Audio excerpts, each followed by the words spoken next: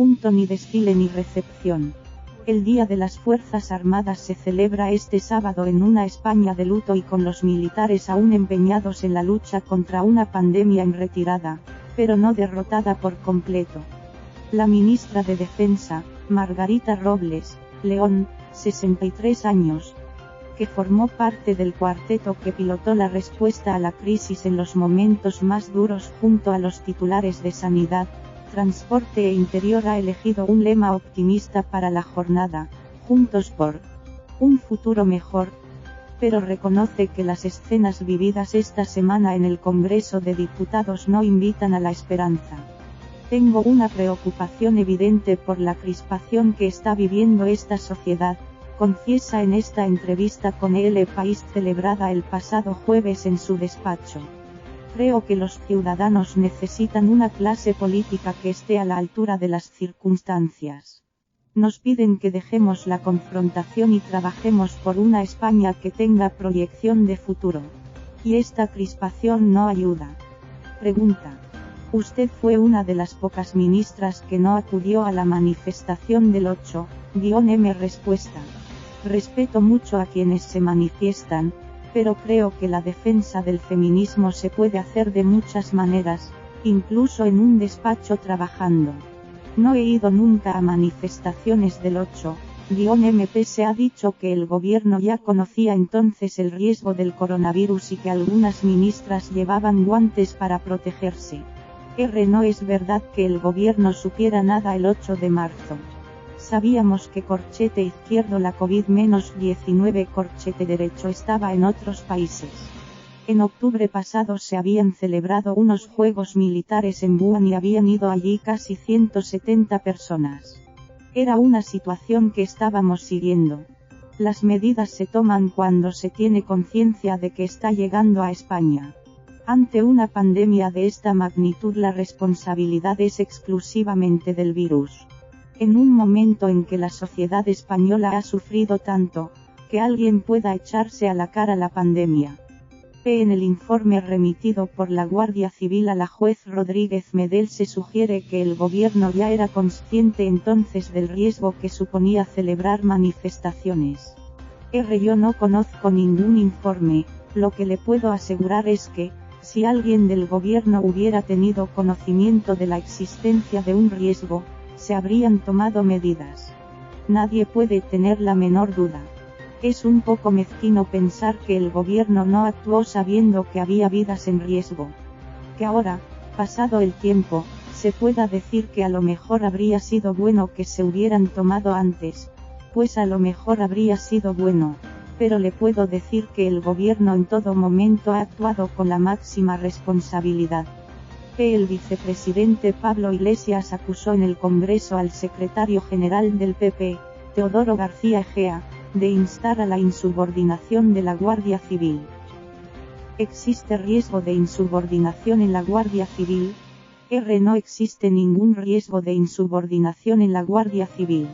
La Guardia Civil sabe que tiene que cumplir las órdenes del gobierno, estamos en un marco democrático, de la Constitución, y no hay ninguna razón para hacer esas consideraciones.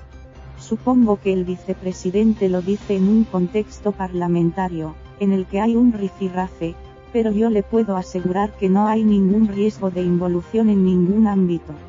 García Egea anunció nuevas dimisiones en la cúpula de la Guardia Civil, que finalmente no se produjeron, y su presidente, Pablo Casado, se ha reunido con las asociaciones profesionales del cuerpo. Parece que el PP ha tomado la Guardia Civil como un flanco por el que atacar al gobierno. Estoy cansada de decir que las Fuerzas Armadas, pero esto me vale también para la Guardia Civil, no pertenecen a ningún partido, sino a toda la sociedad, y ningún partido, ni tampoco ningún gobierno, sea del color que sea, tiene derecho a capitalizarlas. Yo les pediría que dejen tranquila a la Guardia Civil, que sabe perfectamente cuál es su obligación en un Estado de Derecho. Que nadie quiera atribuirse la defensa de la Guardia Civil. Esta mañana corchete izquierdo por el jueves corchete derecho ha recibido al dimitido Teniente General Laurentino Ceña. Él ha pedido una audiencia como hacen los altos cargos militares cuando pasan a retiro. El ex-GAO Corchete Izquierdo, director adjunto operativo Corchete Derecho, es un hombre que ha dedicado toda la vida a la Guardia Civil y, por tanto, a servir a España, y hay que reconocerle los servicios prestados, igual que a los más de 70.000 hombres y mujeres de la Guardia Civil. P. ¿Ha sido una entrevista tensa? En absoluto, ha sido una entrevista profesional. He tenido oportunidad de tratarle como ministra y me merece el máximo respeto profesional. No tengo por qué entrar a valorar las decisiones personales que haya tomado, que son muy respetables. P. ¿Usted no cree que un sector de la Guardia Civil esté echando un pulso al gobierno? Quien hace esas consideraciones tendrá que decir en base a qué las hace. Yo lo único que puedo decir de la Guardia Civil es su compromiso más absoluto e inequívoco con la Constitución, la libertad, la democracia y la paz. Decía un antiguo ministro de Defensa que a los militares hay que mandarlos con mano de hierro en guante de seda. Quizá con la Guardia Civil ha faltado el guante de seda. A mí no me corresponde entrar a valorar las decisiones que haya tomado en el ámbito de sus competencias el ministro del Interior. Usted no intervino en el nombramiento de la nueva directora general de la Guardia Civil. Fue una decisión del ministro Marlaska. Se ha criticado que en plena pandemia se cambiara la comisión que controla al CNI para meter a Pablo Iglesias. ¿Qué urgencia había? Lo primero que quiero, como he hecho con la Guardia Civil, es poner en valor el trabajo de los 3.000 hombres y mujeres del Centro Nacional de Inteligencia. Son profesionales que no trabajan para un partido político, ni siquiera para un gobierno, sino para el Estado.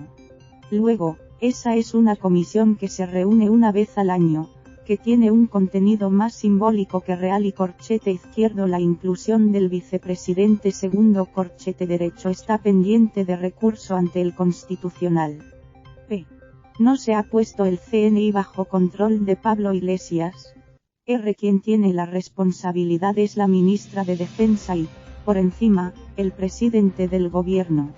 El vicepresidente forma parte de una comisión, en la que hay otros responsables políticos, que puede diseñar las líneas generales pero no entra en el contenido diario del trabajo del CNI.